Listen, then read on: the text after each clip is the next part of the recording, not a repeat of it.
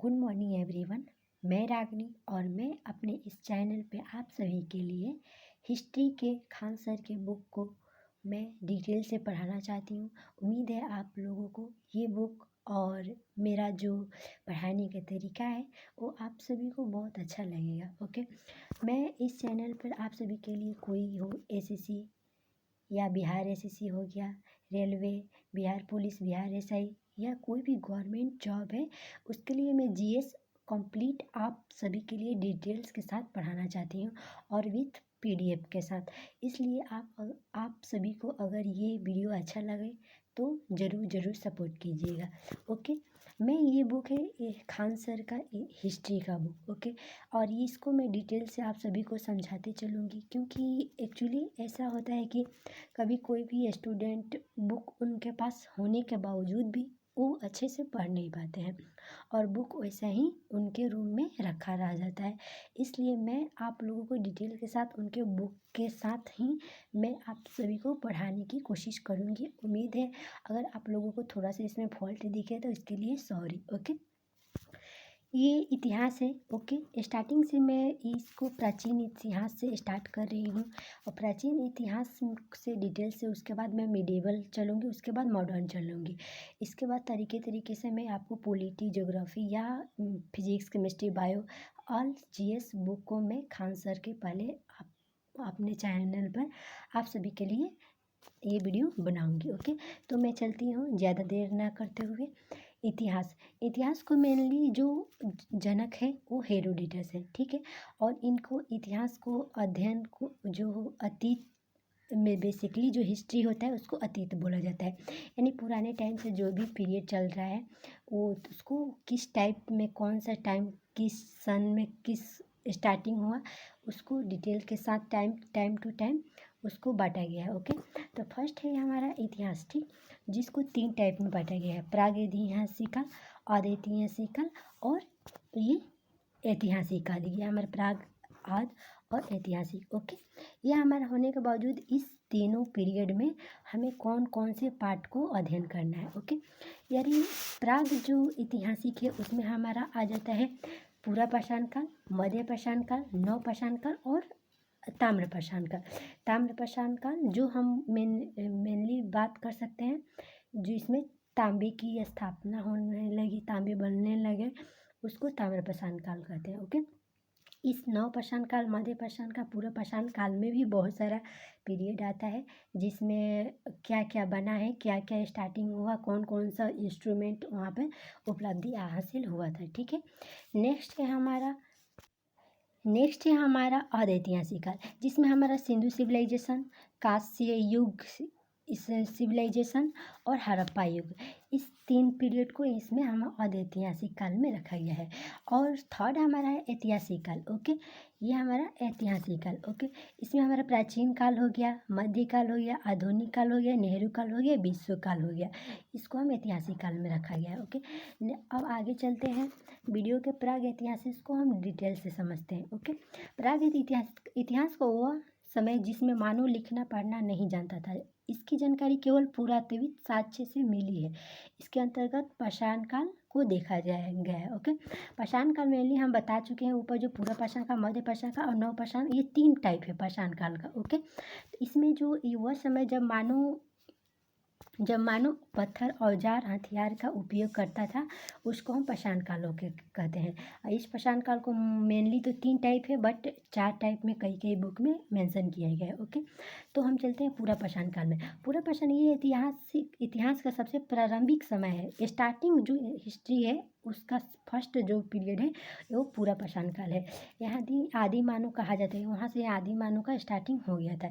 इस समय का मानव खाद्य संग्रह, यानी जो भी वहाँ का आदि मानव थे वो अपने लिए कुछ खाने के लिए वो स्टोर रखना पड़ता था, ठीक है। उसके बाद इसके उद्देश्य से जानवरों को भांति अपने पेट भरना, और इस समय के मानव का सबसे बड़ा उपलब्धि आग की खोज है। यानी पूरा पाषाण काल में मेनली बोला जाए तो खाद्य के लिए स्टोर वो उन लोगों ने स्टार्टिंग कर दिए। जानवरों की भांति वो जानवरों की भांति अपना पेट भरना था, ठीक है। और मानव का सबसे उपलब्धि यानी आग का निर्माण हमारा पूरा पाषाण काल से स्टार्टिंग हो जाता है। यानी 3 पीरियड हो गए, खाद्य संग्रह और वो जानवरों के भांति जीवन में अपने पेट को भी भरना स्टार्ट कर दिए। उसके बाद हमारा ये नेक्स्ट आ गया आग का आविष्कार। और आगे चलते हैं मध्य पाषाण काल में। ये पूरा पाषाण के बाद का काल है और इस समय मानव का हथियार छोटे आकार के थे। इस समय के मानव का सबसे प्रमुख कार्य अंत्योदय अंतिम संस्कार कार्यक्रम था, ठीक है। और नेक्स्ट है हमारा नवपाषाण काल। नवपाषाण काल में इसमें मेनली बोला जाए तो पशुपालन के प्रारंभ कर दिया गया था, ठीक है ना। यानी जो पहले क्या होता था, पशु को डायरेक्ट उसको हथियार बनाकर उसको खा जाया पशु को खा लिया करते थे। बट नेक्स्ट टाइम हम उस टाइम कुछ ऐसे पशु थे जिसको अपने पशुपालन में ऐड कर लिए, ओके। जिसमें वो छोटे छोटे गाड़ी के पहिए बनाना स्टार्ट कर दिए। जो मनखा होता है, घड़े होते हैं, उनको बनाना स्टार्ट कर दिए, ओके। इसमें एक नोट से मानव की खेती 7000 ईसा पूर्व पाकिस्तान के सुलेमान एवं कीर्थर की पहाड़ियों के बीच की गई थी। पहली कृषि जौ एवं गेहूँ की थी। ये पहली जो, अगर थोड़ी बात किया जाए पूरा पाषाण काल की और नवपाषाण काल और मध्य पाषाण काल, ये तीनों हमारे पाषाण काल के का है, ओके। तो ये फर्स्ट है कि पहली कृषि कौन थे, यानी जौ और गेहूँ। इस दो को हमको याद हमेशा रखना है कि स्टार्टिंग से जो भी पाषाण काल की फसलें हैं वो जौ और गेहूँ को स्टार्ट, यहाँ से इन लोगों के उत्पादन स्टार्ट हो गया था, ओके। अब नेक्स्ट है हमारा मानव द्वारा पाला गया पहला पशु कौन था। ये हमेशा कोई ना कोई एग्जाम में आता रहता है, ठीक है। पहला जो पशु है वो कुत्ता हो गया, ठीक है। से हमारा 4th पार्ट है पाषाण काल का, ठीक है। ताम्र पाषाण काल, ये पाषाण काल अंतिम समय था, ओके। इस समय तांबे की खोज हुई थी जिस कारण औद्योगिक शुरू हो गया। औद्योगिकरण का विकसित रूप सिंधु सभ्यता को में देखने को मिलता है। किस काल में, मानव आखेट के यानी पूरा पाषाण काल में, क्योंकि ये 1-2 ऑब्जेक्टिव दे दिया गया है। पहली बार चावल का साक्ष्य कहाँ मिल जाता है, इलाहाबाद के कोलिडोवा में, ठीक है। नेक्स्ट है हमारा अदैतिहासिक काल। ऊपर हम आपको बता चुके हैं, पहले हम इस पार्ट को हम पूरी तरह से पढ़ चुके। प्रागैतिहासिक काल में 4 टाइप होते हैं और अब हम पढ़ने जा रहे हैं अदैतिहासिक काल, जिसमें हमारा सिंधु सिविलाइजेशन, कांस्य सभ्यता और हड़प्पा सभ्यता में आ गया है, ओके। तो हम चलते हैं अब यहाँ से पढ़ने के लिए। अदैतिहासिक काल की बात की जाए तो ये इस काल में मानव द्वारा लिखी गई लिपि को पढ़ा नहीं जा सकता था, ठीक है। किंतु लिखित साक्ष्य मिले थे। लिखित साक्ष्य मिलने के बावजूद भी उसे हम पढ़ नहीं पाए थे, ठीक है। इस काल की जानकारी के स्रोत भी पुरातत्वीय साक्ष्य ही है, ओके। और इसमें सिंधु सभ्यता को देखते हैं। सिंधु सभ्यता में हम पहली बार इसको छोटे ये टॉपिक 1 लिनियर में दिया गया, इसको लाइन बाय लाइन हम पढ़ लेते हैं। ये सभ्यता सिंधु तट पर मिली थी, इसे सिंधु सभ्यता कहते हैं। इसकी जानकारी के लिए पहली खुदाई हड़प्पा हड़प्पा से हुई थी। इस सभ्यता भी सिंधु सभ्यता की जानकारी चार्ल्स मैसन ने दिया था। कौन दिया था? चार्ल्स मैसन ने। और जेम्स कर्लिंग ने उस सभ्यता का सर्वेक्षण किया था, ठीक है। ऑलमोस्ट सिंधु सभ्यता की बात की जाए तो 13 लाख वर्ग किलोमीटर में फैला हुआ था, ठीक है। और जो इनका नामकरण दिए थे जॉन मार्शल दिए थे। यहाँ पर 3 चीज़ को याद रखना है। 3 चीज़ ये है कि सर्वेक्षण जो किए थे जेम्स कर्निंगम किए थे, जानकारी दिए थे चार्ल्स मैसन दिए थे, और नामकरण जो किए थे वो जॉन मार्शल किए थे, ओके। नेक्स्ट है हमारा कि सिंधु सभ्यता का पहली खुदाई हमारा दयाराम साहनी को जाता है और जो उसका शेप बोला जाए सिंधु सभ्यता को त्रिभुजाकार है, ठीक है। यहाँ तक हमारा हो गया।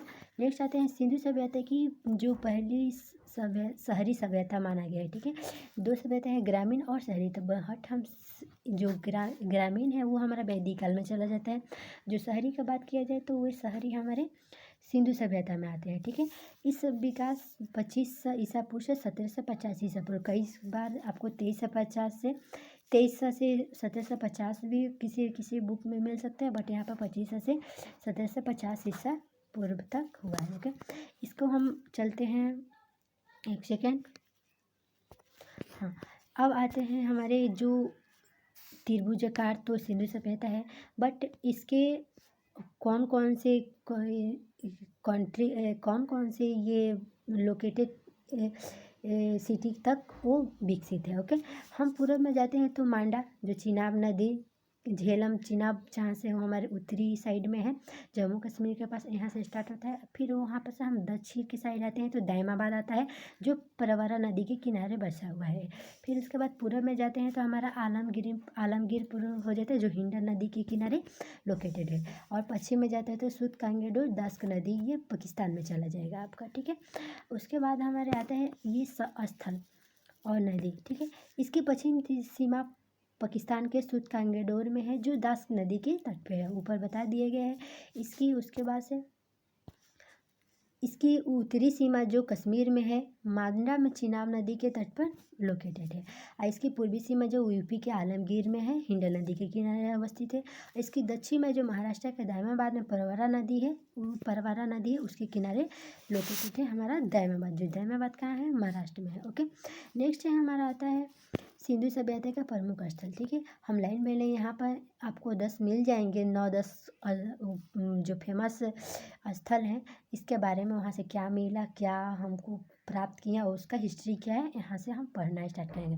फर्स्ट हमारा आता है हड़प्पा का स्टार्टिंग जो स्टार्ट हुआ था उसका खोज 1921 में होता है। जो कौन किए थे, दयाराम साहनी किए थे, जो रावी नदी के तट पर पाकिस्तान के माउंट गोमरी जिला में स्थित है। और यहाँ पर निम्नलिखित वस्तुओं का खोज मिला है, जो कुम्हार का शव, अन्नागार और श्रमिक आवास, मातृ देवी की मूर्ति, लकड़ी की उखली, लकड़ का ताबूत और RH-37 कब्रिस्तान और हाथी का कपाल और स्वास्तिक का चिन्ह। ये सारे जो भी छोटे छोटे टॉपिक ये वर्ड्स हैं, यहाँ पर इन सारे कोई भी एग्जाम में एक आएगा और आपको उस स्थल का नाम दिया जाएगा, आपको बताना होगा कि इसमें से कौन है, ओके। नेक्स्ट आता है हमारा ये चन्होद्रो, ओके। सॉरी, एक बार हम आगे चलते हैं, मोहनजोदड़ो पे आते हैं। मोहनजोदड़ो का स्थापना 1921 में, बट यहाँ पर थोड़ा गलत दे दिया गया है, बट गलत नहीं, किसी बुक में आपको 1922 भी होगा और 1921 में होगा, बट हड़प्पा का 1921 में और मोहनजोदड़ो का 1922 में दिया गया है, ओके। तो यहाँ पर इसकी खुदाई 1921 में राखलदास बनर्जी ने किया था और ये पाकिस्तान के लड़काना ज़िले में अवस्थित है। यह सिंधु नदी के तट पर है। यह सिंधु सभ्यता का सबसे बड़ा स्थल है। यहाँ मृतकों का एक बहुत बड़ा टीला है, ठीक है ना। बेसिकली जो मोहनजोदड़ो है उसको हम मृतकों का टीला ही बोलते हैं, ठीक है। यहाँ से हमारे कौन कौन वस्तु मिली है यहाँ पर हम पढ़ते हैं, ठीक है। पुरोहित आवास, घर में कुआं, विशाल स्नागार, अनागार, सूती वस्त्र, सबसे बड़ी चौड़ी सड़क और सभागार, पशुपति शिव, काशी की नर्तकी और तांबे का ढेर, ओके। नेक्स्ट है, अब हम आते हैं यहाँ पर हमारा मोहनजोदड़ो हो गया और हमें ये टॉपिक को पूरा अच्छे से याद रखना चाहिए, ये जो हमारे हैं, क्योंकि इसमें से कोई सा भी एक आ जाता है और आपको बताना होगा कि ये कौन से स्थल से लोकेटेड है, ओके। नेक्स्ट हमारा आता है, ये हमारा उसी में का है, मोहनजोदड़ो का ही सबसे बड़ा नगार सिंधु सभ्यता का सबसे बड़ा भवन इमारत है, ओके। चंद्रद्रो के पास आते हैं, ठीक है। चंद्रद्रो का बेसिकली स्थापना जब उसकी खोज हुई थी 1931 ईस्वी में, ओके। इसकी खुदाई सन 1921 में गोपाल मजूमदार ने की थी और इस पाकिस्तान में सिंधु नदी के तट पर स्थित है, ठीक है। यह एकमात्र स्थल है जो दुर्ग रही थी। यहाँ पर ये आपको याद रखना है कि चंद्रद्रो में एक भी दुर्ग नहीं है, ठीक है। एक औद्योगिक शहर है, मेनली ये यहाँ पर कहा जाए तो यहाँ पर व्यापार यहाँ से ज़्यादा होता था अदर कंट्री में, ठीक है। नेक्स्ट आता है यहाँ पर से हमारी कौन कौन वस्तुएं मिली है। बेसिकली बोला जाता है जो लड़कियों का जो भी वो यूज करती हैं ज़्यादातर सामान यहाँ से ही मिलेगा। सबसे पहले मेकअप सामग्री में आपको जाना है कि क्या क्या होता है। लिपस्टिक हो गया और अलग अलग के जो भी है यहाँ से मिला है, ठीक है ना। लिपस्टिक हो गया, शीशा हो गया, मनका हो गया, गुड़िया हो गई, सुई हो गई और ये अलंकृत ईंट हो गया जिसको ईंट पर डिजाइनिंग के साथ प्रस्तुत किया जाता था। बिल्ली का पीछा करता हुआ कुत्ता, हाँ, ओके। नेक्स्ट हमारा आता है रोपर को 1953 में मालूम उसका खोज हुआ। इसकी खोजकर्ता जो है यज्ञदत्त शर्मा थे और ये पंजाब के सतलज नदी के किनारे अवस्थित, कहाँ है ये, बेसिकली ये पंजाब के सतलज नदी के किनारे अवस्थित है रोपर। यह मानव के साथ साथ उसके पालतू जानवरों का भी शव मिला है। ओके, और ये बोला जाए तो यहाँ पर ऐसा शव नवपाषाण काल में जम्मू कश्मीर के बुरहोम से भी मिला है। ठीक है, नेक्स्ट हमारा था बनवाली। बनवाली को रविंद्र सिंह ने की थी। हरियाणा में स्थित ये समीप रंगोई नदी है। यहाँ जल निकासी की व्यवस्था नहीं थी, जिस कारण घरों में सोखता मिला है। यहाँ का सड़कें टेढ़ी मेढ़ी, बनवाली में जो भी सड़कें हैं उसको टेढ़ी मेढ़ी बनाया गया है। नेक्स्ट हमारा है कालीबंगा। कालीबंगा काली मिट्टी का चूड़ी है। बेसिकली बोला जाता है मिट्टी से चूड़ी बनाया जाता था यहाँ पर। ठीक है, यहाँ से अलंकृत ईंट यहाँ पे चनहुदुर में भी आप जाइएगा तो अलंकृत ईंट का प्रमाण मिलेगा, और कालीबंगा में भी आपको अलंकृत ईंट का प्रमाण मिलेगा। चूड़ी हो गया, जोता हुआ खेत, हल हवन कुंड मिले हैं। यहाँ राजस्थान का सरस्वती घग्गर नदी के किनारे है। इसकी खुदाई बीके थापर ने किया था। किसने किया था? इसकी खुदाई बीके थापर के द्वारा और बीबी लाल ने की थी। ठीक है, 2 आदमी हैं यहाँ पर कालीबंगा में। ठीक है, नेक्स्ट हमारा आता है धौलावीरा। धौलावीरा हमारा गुजरात में लोकेटेड है। सिंधु सभ्यता का सबसे बड़ा स्थल इसी को माना गया था। अब तक हम जितने भी स्थल पढ़ रहे हैं उसमें तो सबसे बड़ा हमारा स्थल कौन सा है? धौलावीरा है। ओके, हमारा सबसे बड़ा स्थल धौलावीरा है। ओके, ये गुजरात में स्थित है। ओके, ये पढ़ लिए। नेक्स्ट आता है हमारा सुरकोटदा।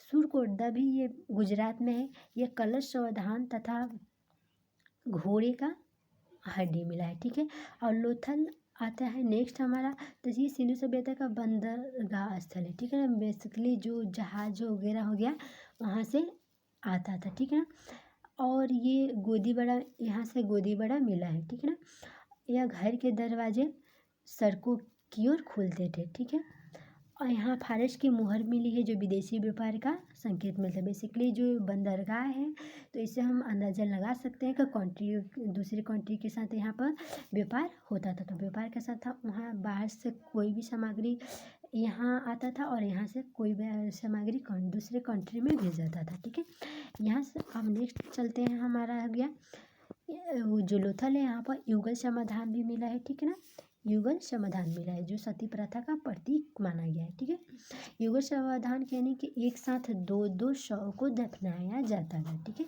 नेक्स्ट हमारा है रंगपुर। रंगपुर भी गुजरात में, हम 3 बता चुके हैं आपको, धौलावीरा, लोथल और रंगपुर। ये हमारे तीनों जो स्थल है वो गुजरात में है। ठीक है, ये जो गुजरात में स्थित है, यहाँ पर धान की भूसी मिली है।